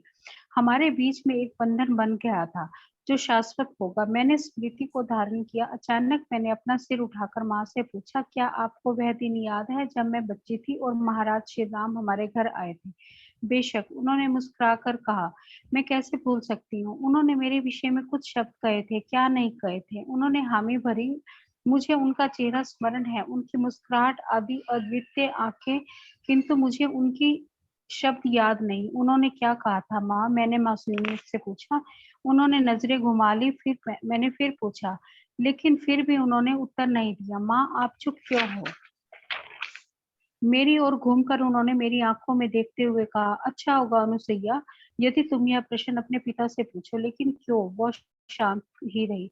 क्या मुझे यह जानने का अधिकार नहीं कि हमारे महाराज ने मेरे विषय में क्या कहा था? मैंने प्रश्नात्मक स्वर में पूछा। उनकी खामोशी का अर्थ मैं समझ नहीं पा रही थी। कुछ समय बाद कई बार फिर पूछने पर उन्होंने धीमी आवाज में कहा, तुम्हें जानने का हक है और मैं तुम्हें सब कुछ बताऊंगी। अपना चेहरा दूसरी ओर घुमाकर अपनी आंखें बंद कर उन्होंने बोलना आरंभ किया, जैसे उस दिन की यादों को तरोताजा कर रही हो। मैं द्वार पर खड़ी थी जब कि महाराज प्रशासन संबंधित किसी विषय पर तुम्हारे पिताजी से विचार विमर्श कर रहे थे।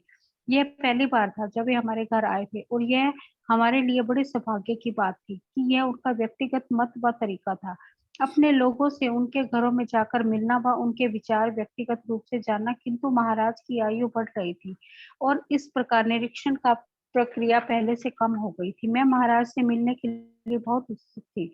उनके समीप जाकर मिलने की इच्छा रोक नहीं पा रही थी, जिनसे हम सब बहुत प्रेम और आदर करते हैं। इसलिए मैं द्वार पर खड़े होकर उनकी प्रतीक्षा कर रही थी, इसी आशा के साथ कि तुम्हारे पिता इससे नाराज नहीं होंगे। तुम भी बहुत उत्सुक थी। कमरे में झांकते हुए मेरे पांव पकड़े, अपने आधे चेहरे को मेरे पल्लू से छिपाए हुए तुम भी मेरे साथ खड़ी थी। तभी उनकी नजर अचानक तुम पर पड़ी और बहुत मीठे स्वर में उन्होंने तुम्हें सामने आने को कहा। मेरा हृदय यह सोचकर कि मैं उनसे बात कर सकती हूँ जोरों से धड़क रहा था। तुम्हारे पिता ने उन्हें हमारा परिचय दिया।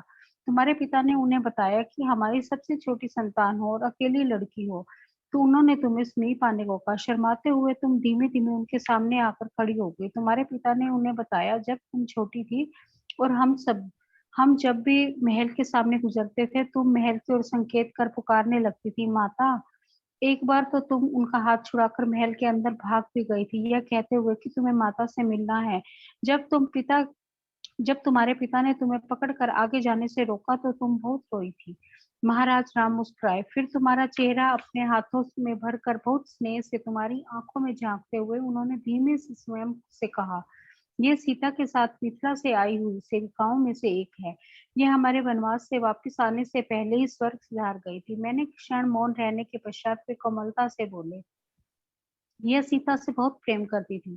तुम्हारे पिता की ओर घूमकर बोले, आपको इसे कन्या गुरुकुल में भेज देना चाहिए था, जिसकी नई स्थापना हुई थी। सीता भी यही चाहती थी। फिर तुम्हारी तरफ घूमकर उन्होंने कहा, मैं तुम्हें अपना आशीर्वाद देता हूँ बच्ची।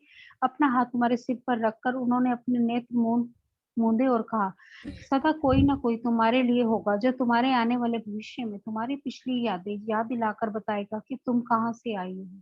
तुम्हारे आने वाले भविष्य के बारे में यह सब हुआ था उस दिन। अब आपने यह सब मुझे पहले क्यों नहीं बताया? मैंने भाव विभल होकर पूछा। यदि मैं पहले यह सब जानता तो सोमा से कितने सारे सवालों के जवाब मिल सकते थे। तुम्हारे पिता नहीं चाहते थे कि तुम यह जानो कि पूर्व जन्म में तुम एक नौकरानी थी। वह यह नहीं चाहते थे कि तुम स्वयं को किसी भी तरह से हीन समझो और स्वयं के बारे में ऐसा सोचो, क्योंकि उन्होंने देखा था कि तुम्हारी रुचि उन सभी कामों में थी। क्या अपने महाराज और महारानी की सेवा से उत्कृष्ट हुई और काम हो सकता है? मैंने आश्चर्यचकित होकर पूछा। यह जानकर हमारी महारानी कभी मेरी माता थी, जैसा कि सोमा की थी। मुझे जो खुशी मिली वह दुनिया की किसी चीज से नहीं मिल सकती। यदि मैं पहले यह जानती तो सोमा से अपने पूर्व जन्म के बारे में कितना जान पाती, कितने प्रश्न पूछ पाती। मेरी आवाज धीरे धीरे कमजोर होकर दब गई। मुझे याद आया कि किस प्रकार बचपन में स्वयं को सेविका के अतिरिक्त और समझ नहीं पाती थी। मुझे अपने माता पिता की सेवा करना अच्छा लगता था। मैं अदृश्य रहकर स्वयं को छुपाकर रखकर बहुत खुश होती। घर के छोटे छोटे कार्य करना मुझे प्रसन्नता देते। मेरी माँ ने सिर हिलाया। मुझे खेद है जो मैंने अभी कहा, लेकिन तुम्हारे पिता ऐसा ही सोचते हैं। हम सोमा से मिलने फिर चलेंगे, मैं तुम्हें वचन देती हूँ। माँ ने मेरा हाथ थामा और कहा, हमारे बीच हुई इस वार्तालाप की चर्चा अपने पिता से ना करना। मैंने हामी भरी। मेरा दिमाग जोर से घूम रहा था। अब मैं सोमा के आखिरी कहे शब्दों के अर्थ समझ पा रही थी। उन्होंने मुझे बहुत कुछ बताया, किंतु अब जो कुछ उसने बताया वह स्वयं श्री राम द्वारा अनुमोदित हो चुका था। मुझे पूर्व काल की कोई भी स्मृति नहीं थी, ना ही मेरे पिता और महाराज के बीच में हुई बातचीत का मुझे कुछ याद है। मुझे याद है तो केवल उनके दिव्य लोचन व आकर्षक निगाहें जो कभी मेरा साथ नहीं छोड़ेंगी। मैं अपने पिता को कभी क्षमा नहीं कर पाऊंगी।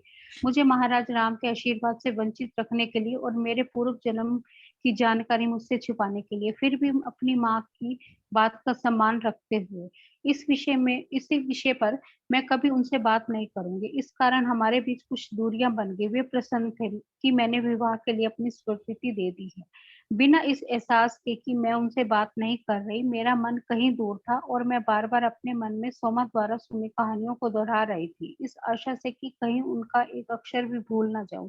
मैंने अपने घरेलू कर्तव्यों से स्वयं को व्यस्त रखा, किंतु उनमें से मात्र शारीरिक रूप से व्यस्त थी, जबकि मानसिक रूप से मैं पूर्णतः अनुपस्थित रहती। एक दिन पिताजी ने मुझसे कहा कि मैं जल्द ही अपने भावी पति से मिलने वाली हूँ। मैंने गर्दन हिलाकर अपनी स्वीकृति तो दे दी, किंतु मैं इसके बारे में कुछ नहीं सोच रही थी। कुछ दिनों पश्चात अपने सभी कार्यों से निर्वृत्त होकर मैं नदी के पास अपने प्रिय स्थान पर टहलने निकली। घर के कार्य करने वाली एक सेविका भी मेरे साथ थी। मैंने वहां बैठकर बहते हुए पानी को देखा। एक बार फिर सोमा द्वारा सुनाई गई कहानियों में मैं खो गई। तब मुझे किसी की उपस्थिति का भान हुआ। जब घूमकर देखा तो एक नवयुवक जो मुझसे दूर नहीं पास ही खड़ा था और मेरी ओर देख रहा था। जब उसने देखा कि मैंने उसे देख लिया है, तब उसने स्वयं का परिचय दिया। उसने झिझकते हुए कहा, मैं अजीज हूँ और मेरा ख्याल है कि आप अनुसुईया हैं। मैं आया था आपसे मिलने, लेकिन मुझे बताया गया कि आप यहाँ नदी के पास हैं। मैंने सिर हिलाया और दूसरी तरफ देखने लगा। मेरा दिल जोरों से धड़क रहा था। आज से पहले मैंने कभी ऐसी स्थिति का सामना कभी नहीं किया जब किसी अनजान युवक से मेरा रिश्तेदार नहीं था बात कर रही थी। यह वही युवक है जिससे विवाह करना मेरी नियति थी। क्या मैं भी यहाँ बैठ सकता हूँ? उसने पूछा। मैंने हामी भरी, लेकिन अभी भी अपना चेहरा उसकी ओर घुमाने की मेरी हिम्मत नहीं थी। आपको मेरा पसंदीदा स्थान मिल गया है, उसने कहा। मैं अक्सर नदी किनारे बैठ आत्मनिरीक्षण करता हूँ। मैंने कोई जवाब नहीं दिया। उसने बातचीत करना जारी रखा। उसके स्वर भी लड़खड़ा रहे थे। मुझे उनके लिए बुरा लग रहा था। मैं बोलना चाहती थी, पर मानो मेरी जुबान पर ताले पड़ गए हों। मैं कोई उत्तर नहीं दे पा रही हूँ। कुछ समय तक बोलकर वह भी मौन हो गए। मैंने उनकी तरफ मुड़ने का साहस जुटाया। उनकी नजरें नदी की तरफ थी, तो बिना उनके देखे मैं उन्हें देख पाई। वह एक सुंदर और आकर्षक नवयुवक थे, कुछ भी असाधारण नहीं, किंतु आकर्षक नाक नक्शा, चेहरे पर मोह करना भाव था जो मुझे प्रभावित कर रहा था। दोपहर का सूरज ढल रहा था, लेकिन हम कुछ पेड़ों की छाया से धूप से सुरक्षित थे। अचानक मैंने देखा कि वह एक जानवर को लगातार देख रहा था जो नदी तट पर संघर्ष करता हुआ प्रतीत होता था। वह जानवर आहत मालूम पड़ता था। मुझे उसे संभालने जाना होगा, वह बुदबुदाया। मैंने उस जानवर की ओर तीव्रता से जाते हुए देखा जो घायल होने की वजह से भाग नहीं सकता था। वह वापस आया और उसे अपनी गोदी में बिठाकर उसके पैर सहलाने लगा। लगता है किसी बड़े पक्षी ने इसके पैर पर हमला कर दिया था, पर यह ठीक हो जाएगा, उसने बहुत आत्मीयता से कहा। फिर अपने गले से गलबंद उठाकर उस जानवर के पैरों पर रख दिया और अपनी आंखें बंद कर मन ही मन कुछ फुसफुसाने लगा। माता का प्रेम तुम्हें ठीक कर देगा। अपनी आंखें खोलते हुए वह मुस्कुराया।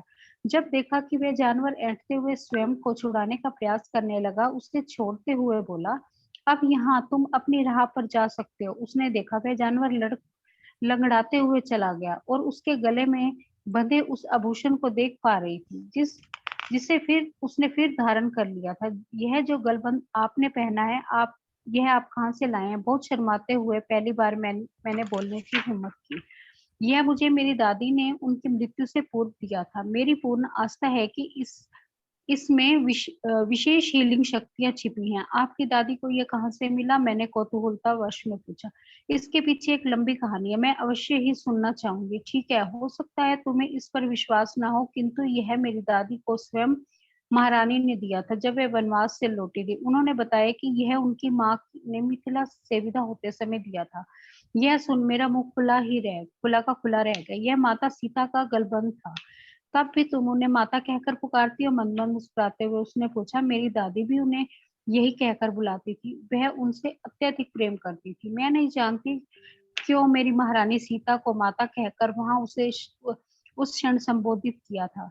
इससे पहले मैंने इसे कभी नहीं कहा था कि पर यह शब्द यकायक मेरे मुंह से निकल गया।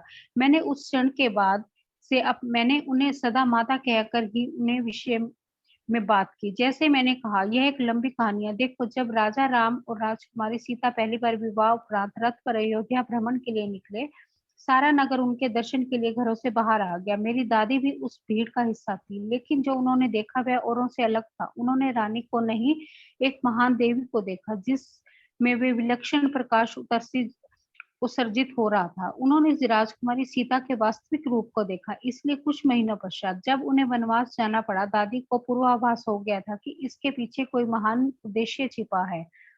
उनकी सोच अन्य लोगों से अलग थी। वे अक्सर मुझे कहा करती थी कि अगर राजा राम व महारानी सीता अपने कार्य से पूर्ति के लिए वन गमन आवश्यक नहीं समझते तो उनका वन निष्कासन कभी नहीं होता। उन्हें वे सब खतरे भी नजर आ रहे थे जो निष्कासन में माता को झेलने थे। इसलिए उनकी सुरक्षा के लिए उन्होंने ब्रह्म मुहूर्त में नदी पर जाना आरंभ कर दिया और उनके लिए मंत्रोच्चारण और प्रार्थनाएं करने लगे, विशेषकर राजकुमारी सीता की सुरक्षा व भलाई और उनके उद्देश्य की सफलता के लिए। उन्हें बीच में ही टोकते हुए मैं आश्चर्य से खुशी से चिल्ला उठी, क्या वह आपकी दादी थी? मैं अब सोमा द्वारा सुनाई गई कहानियों की कड़ियों को जोड़कर याद कर रही थी जो उसने हमें बताया था। उन्होंने हामी भरी। क्या तुम उनके बारे में जानती हो? उन्होंने आश्चर्य से पूछा। मैंने उत्सुकता से हामी भरी और कहा, आप सुनाइए ना। पूरे 14 वर्ष का वनवास के दौरान उन्होंने एक दिन भी अपनी प्रार्थना व साधना बंद नहीं की। बारिश, बिजली, बीमारी, कोई भी तकलीफ या असुविधा उन्हें रोक नहीं सकी। मैं अक्सर अचंभित होता हूँ। मधु मैम म्यूट कर लो। अनम्यूट हो गया क्या?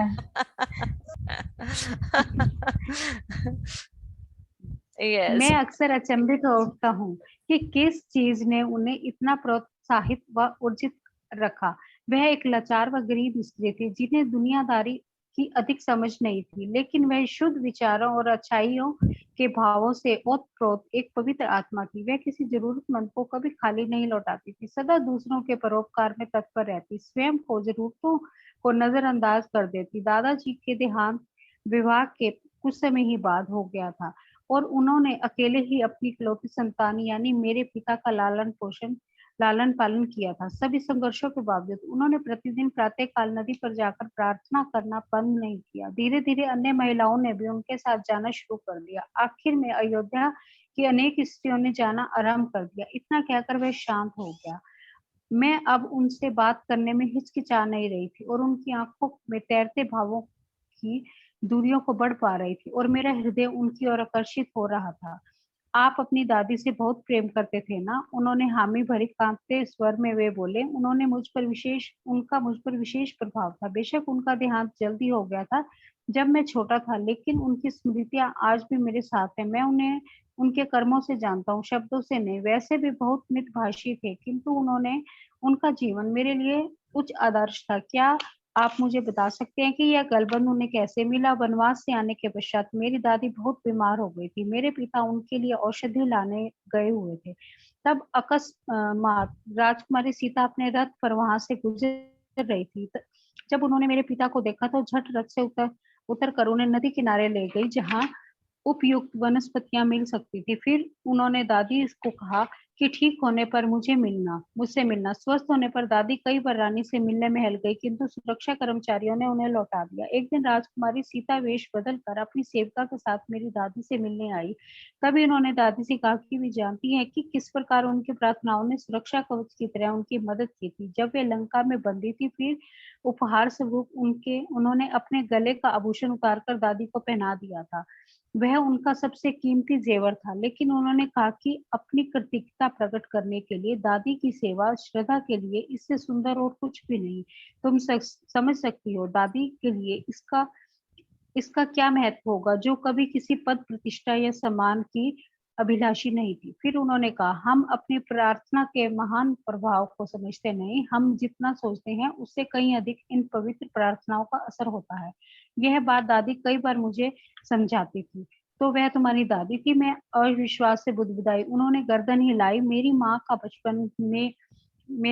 बचपन में ही देहांत हो गया था, इसलिए दादी ने मेरी परवरिश की। मेरे पिता लंबे अंतराल से संघर्ष कर रहे थे, लेकिन महारानी के आने के बाद से हमारे दिन बदल गए। उन्हें हर काम में सफलता मिलने लगी। वह धनाढ्य बन गए, लेकिन हम सब इस दादी का कोई सरोकार ना था। उन्होंने अपने जीवन में कोई फेरबदल नहीं किया था। मेरे पिता ने दूसरी शादी कर ली और हम बड़े घर में आ गए, लेकिन दादी घर बदलने को राजी नहीं हुई। वे कहती कि वह हमारी महारानी जैसा सीधा साधा जीवन जीना चाहती है। मुझे भरोसा नहीं रहा जो मैं सुन रही थी। कुछ पल के लिए हम दोनों शांत हो गए। अब मैं उनके साथ सहज थी, जैसे मानो हम पुराने दोस्त हों। इसलिए चुप्पी भी पहले की तरह अजीब नहीं लग रही थी। मैं शब्दों के बीच की खामोशी को अभी आनंद ले रही थी। अब चुप्पी जो हमारे बीच आ गई थी, सोमा के आखिरी शब्द मेरे कानों में गूंज रहे थे और मैंने पूछा, क्या आप जानवरों को पसंद करते हैं? उनका पूरा चेहरा प्रसन्नता से चमक उठा और उत्सुकता से बोले, प्रसन्न शब्द बहुत न्यून है। ये यदि मेरा बस चले तो मैं अपना सारा वक्त उनके साथ ही बिताऊं, उनकी देखभाल करने में। किंतु मेरे पिता के मेरे लिए कुछ और ही इरादे थे। उसने आह भरते हुए कहा। सोमा की आवाज फिर मेरे कानों में घंटी की तरह बजने लगी और संकेत देने लगी कि जिस व्यक्ति से मेरा विवाह होना निश्चित है, वह महाराज जनक व के राजभवन में जानवरों की देखरेख करता है और वह मुझसे विवाह करना चाहता है। किंतु मेरे पिता इसकी आज्ञा कभी नहीं देते। अब इस जन्म में मेरे पिता ही उसके साथ मेरे विवाह का आयोजन कर रहे थे। है ना कितना अजीब? मैंने सोचा, जो उस जन्म में हासिल नहीं हुआ वही इस जिंदगी में अपने आप आ रहा है। वह क्या है जो तुमसे तुम्हारे पिता चाहते हैं? यह कि मैं प्रशासन में आ जाऊं। यदि हमारे पिता ने सुनिश्चित किया है कि यह वह नहीं जो मैं चाहता हूँ, बल्कि वह मुझे करना पड़ेगा। फिर माता के शब्द मेरे सामने तैरने लगे कि एक नए समाज के निर्माण का कार्य होना है। शायद वो आज से बेहतर होगा। हमें एक अच्छे से सुसंगठित समाज की परिकल्पना करनी चाहिए, जिसके लिए हम तैयार हैं। मैंने मुस्कुराते हुए जवाब दिया। फिर आगे मैंने कहा, मुझे पूर्ण विश्वास है आपको मुझे और भी अनेक दादी माँ की कहानियां सुनानी अभी बाकी होंगी, जो माता के जीवन पर आधारित है। वह हंसने लगे। मेरे पास अनेकों कहानियां हैं, तुम उसे अच्छे समय में अवश्य सुनाओगी। और मेरी ओर देखते हुए बोले, मुझे लगता है तुम्हारे दिल में भी माता के लिए विशेष प्रेम है। मेरी दादी यह जानकर अत्यधिक प्रसन्न होगी। किंतु फिर तुम्हारे पास भी अनेक कहानियां होंगी। बहुत सारी, मैंने जवाब दिया। और आप उन्हें अच्छे समय से में सुनेंगे। हम दोनों हंस पड़े। सूरज तेजी से अस्त हो रहा था और हमारे वापस जाने के समय भी समीप आ रहा था, लेकिन मैं जाना नहीं चाहती थी। अब तक मैं उनके शब्दों के आकर्षण में बंध चुकी थी। क्या जाने क्या जाने से पहले एक कहानी और सुनाएंगे? मैंने धीरे से पूछा। उन्होंने मुस्कुराकर कहा, ठीक है, मैं तुम्हें वही कहानी सुनाता हूँ जो मुझे मेरे पिताजी ने सुनाई थी। एक बार उन्होंने कहा कि जैसा बताया जाता है कि और लोग कहते हैं कि इसके विपरीत महारानी सीता ने वास्तव में कभी अयोध्या नहीं छोड़ी। यहाँ तक कि आश्रम में वापस जाने के बाद भी उनकी उपस्थिति यहाँ भी महसूस की जा रही थी और लोगों को यदाकदा उनकी झलक भी मिलती रही। राजकुमार लव कुश के जन्म के कई वर्ष पश्चात महाराज राम के अनेक मंत्री व कुछ ऋषि युवा लड़कों के परीक्षण के लिए स्थापित किए गए जा रहे थे। गुरुकुल के बारे में बात करने के लिए एकत्रित हुए। यह सब बैठे हुए थे, लेकिन श्री राम के बगल में एक स्थान खाली रह गया था। मेरे पिता भी उपस्थित थे। हालांकि वे उस समय बहुत छोटे थे, किंतु अपनी सफलता के कारण वे आर्थिक रूप से आश्रम की सहायता में सक्षम थे। श्री राम ने शांतिपूर्वक सबकी बात सुनी और फिर बोले, हर कोई उनके संदेश से हैरान है कि लड़कियों के लिए एक गुरुकुलम स्थापित करना भी आवश्यकता थी। सब ने एक एक करके अपने सिर हिलाकर असहमति जताई। इससे पहले शायद ही कभी उन्होंने महाराज की किसी बात पर आपत्ति जताई थी या उनके किसी भी काम का विरोध किया था, लेकिन इस मामले में वे दृढ़ थे। उनका कहना था कि यह समाज में और भी सामंजस्य स्थिति उत्पन्न करेगा, क्योंकि यह उनकी परंपरा के विरुद्ध था। अचानक श्री राम वार्तालाप के बीच रुक गए और सभी से इस विषय पर कोई भी निर्णय लेने से पूर्व ठहरे पूर्वक प्रतीक्षा करने के लिए कहा। सब इंतजार करते रहे, लेकिन श्री राम को कोई जल्दी मालूम नहीं दिखाई देती थी। पिताजी को लगा कि श्री राम किसी व्यक्ति के आने की उम्मीद कर रहे थे, लेकिन उन्हें नहीं पता था कि वह कौन हो सकता है। सभी आवश्यक लोग उपस्थित थे। 1 घंटा बीत गया और वहां बैठे लोग हलचल करने लगे, किंतु श्री राम ने उन्हें शांत किया और विनम्रता से धीरज रखने को कहा। अचानक उनके बीच अनेक ऋषि और महारानी सीता आ पहुंचे, पूरी तरह से शाही वस्त्रों और अलंकारों से सुसज्जित। उन्होंने उपस्थित लोगों का मधुर मुस्कान से अभिवादन किया और श्री राम के बगल वाली जगह पर अपना स्थान ग्रहण किया और बोली, महाराज ने उन्हें और अन्य ऋषियों को स्वयं आकर समझाने के लिए कहा कि क्यों कन्याओं के लिए गुरुकुल की आवश्यकता है। उन्होंने पहले ऋषियों को अपनी बात रखने का मौका दिया। ऋषि विशिष्ट ने कहा कि यदि उनकी पत्नी ने पवित्र ग्रंथों का पठन पाठन न किया होता तो उन्हें देवताओं से कामधेनु का विशेष उपहार ना मिला होता। जो जरूरत पड़ने पर सैकड़ों लोगों को भोजन देने में सक्षम था। यदि उनकी पुत्रियां शिक्षित ना होती तो वे अपनी माता के लिए एक सुंदर दुनिया को उस रूप में ना बना पाती। जब वह अपने पुत्रों की मृत्यु के शोक में निराश थी, फिर ऋषि अत्रि ने सबको बताया कि यदि उनके पत्नी ने महान वेदों व उपनिषदों का अध्ययन न किया होता तो वह कभी भी आकाशीय दुनिया में प्रवेश ना कर सकती थी और मंदाकिनी नदी को नहीं देख सकती थी, जिसके बाद वह सूखाग्रस्त क्षेत्र को संपन्न करने के लिए धरती पर उतार लाई। फिर ऋषि अगस्त्य ने सहमति जताते हुए वर्णन किया कि यदि उनकी पत्नी को पवित्र पाठ में शिक्षित न किया गया होता तो वह दक्षिण में राज करने वाले राक्षसों, जिन्होंने वहां के हर आश्रम में आतंक मचा रखा था, कभी नहीं रोक पाती। श्री राम की बारी थी। उन्होंने कहा कि यदि उनकी पत्नी ने पवित्र ग्रंथों को नहीं पढ़ा होता तो लंका में अपने पीड़ादायक समय के दौरान रावण की यातनाओं को बर्दाश्त नहीं कर पाती थी। सभी ऋषिगण शांत थे, लेकिन श्री राम जानते थे कि उनके मन मस्तिष्क में क्या चल रहा है। उन्होंने कहा, हमारी परंपरा और संस्कृति अति उत्तम व महान है, जो ब्रह्मांडीय सत्य पर निर्भर करती है, जो हमारे पूर्वजों की सभ्यता के साथ जोड़कर रखती है। वेदों का अमृत, उपनिषदों की मोती आने वाले हजारों वर्षों तक मानवता का मार्गदर्शन करेंगे। उनका पठन पाठन व मंत्रों का उच्चारण उनमें से एक है। ज्ञान में ध्यान साधना मानवता के लिए उत्थान के लिए अनिवार्य है। उसका अधिकार भविष्य में स्त्रियों को भी मिलना चाहिए, लेकिन कुछ परंपराएं समाज के विकास के लिए अनुकूल नहीं और मानव मन को विकसित करने के लिए उनमें बदलाव आवश्यक है। जो रीति रिवाज उपयोगी नहीं है, रिक्त बर्तनों की तरह है, उन्हें हटा देना ही सही होगा। लकीर के फकीर बने रहने से समाज की प्रगति असंभव है। आप ऋषि गणों को उपयोगी व अनुपयोगी में भेद करना चाहिए। क्या आवश्यक है और क्या रद्द करने योग्य, क्या समय के साथ प्रतिकूल हो चुका है, यह अंतर करना बहुत जरूरी है। उनके शब्दों में गहरा प्रभाव था और उस भव्य कक्ष में उपस्थित कई लोगों के चेहरों पर परिवर्तन दिखाई दे रहा था। फिर महारानी ने उन सभी महिला ऋषियों के विषय में बताया जिन्होंने मिथिला में उन्हें पढ़ाया था और अनेक महिला ऋषियों के बारे में भी जो लंका में उनकी ढाल बनी थी। उन्होंने कहा, उन सभी महान ऋषियों की विदुषी पत्नियां ने अपनी तपस्या का फल देने का प्रस्ताव दिया था। उनकी तपस्या भी पुरुष ऋषियों जैसी ही सबल थी और उस शक्ति ने मुझे बचा कर रखा। यह बल और अयोध्या की स्त्रियों की प्रार्थना की शक्ति मेरी सुरक्षा कवच थी। मातृ शक्ति ही समाज की शक्ति की नींव है। भविष्य में भी सुंदर समाज की संरचना के लिए स्त्रियों को शिक्षित करना अति आवश्यक है। उन्होंने कहा, अयोध्या की तीव्रता से विकास हो रहा, होने वाले बदलावों के साथ यदि महिलाओं की शिक्षा और उनके भूमिका सुनिश्चित नहीं की गई तो समाज की तरक्की संभव नहीं। इतना सुनने के बाद कोई भी एक स्वर प्रतिरोध में नहीं उठा, जबकि आम जनता के लिए कन्या गुरुकुल खोलने के में कई विषय लग गए और अब एक कन्या गुरुकुल है बिना महारानी सीता के हस्तक्षेप के बिना यह कदापि संभव ना हो पाता। बोल सीता माता की जय। आपने ये लास्ट लाइन बोली है ना, मुझे ये नहीं पता था ये यहाँ खत्म होने वाला है। मैं बोल रही थी मंजू मैम आज के लिए इतना खत्म कर दो।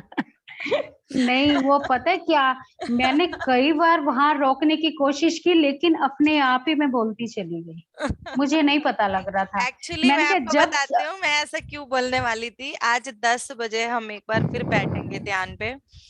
आज 10 बजे प्रदीप सर कह रहे हैं कि आपकी मम्मी के लिए एक ध्यान करेंगे। मेरे पास बार बार उनका मैसेज आ रहा है, तो शाम को हम नहीं कर सकते थे क्योंकि ये हमने पिरामिड मेडिटेशन के लिए करना था। ठीक है मैम।